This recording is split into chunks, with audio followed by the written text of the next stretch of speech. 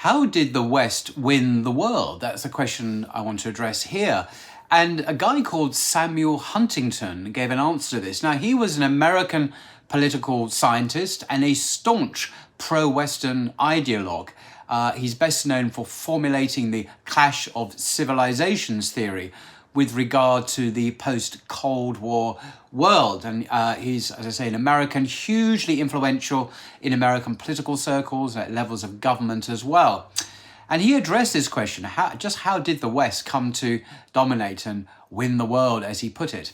And I'm going to quote from his hugely influential and widely read book called The Clash of Civilizations and the Remaking of World Order.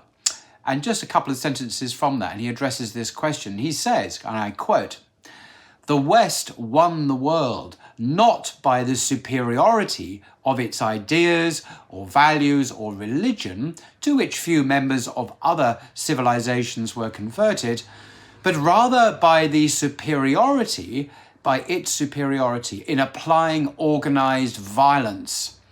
Westerners often forget this fact. Non-Westerners never do," end quote. That's page 51 of The Clash of Civilizations.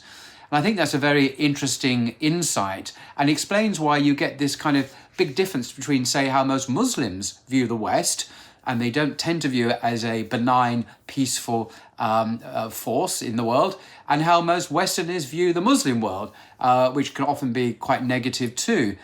Muslims perceive that the West has often invaded them, they've colonialized it, they're forcing their economics and their ideology on the Muslim world, and that is not by force of persuasion, but by other means.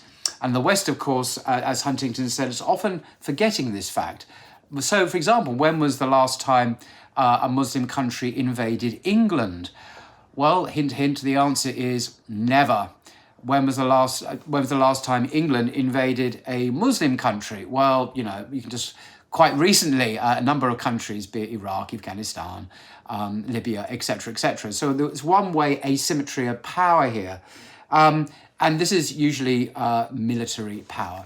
So I think Huntington, I think many people would agree that Huntington is onto something when he says the West won the world not by the superiority of its ideas or values or religion, but rather by its superiority in applying organized violence.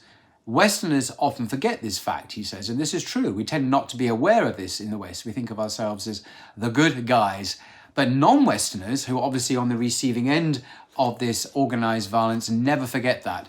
And I think this explains a fundamental difference in worldview you get between the Muslim world and the Western world. Of course, not just Muslims who are on the receiving end of this neocolonialism, economic imperialism, or military action. Other countries are as well. So how did the West win the world?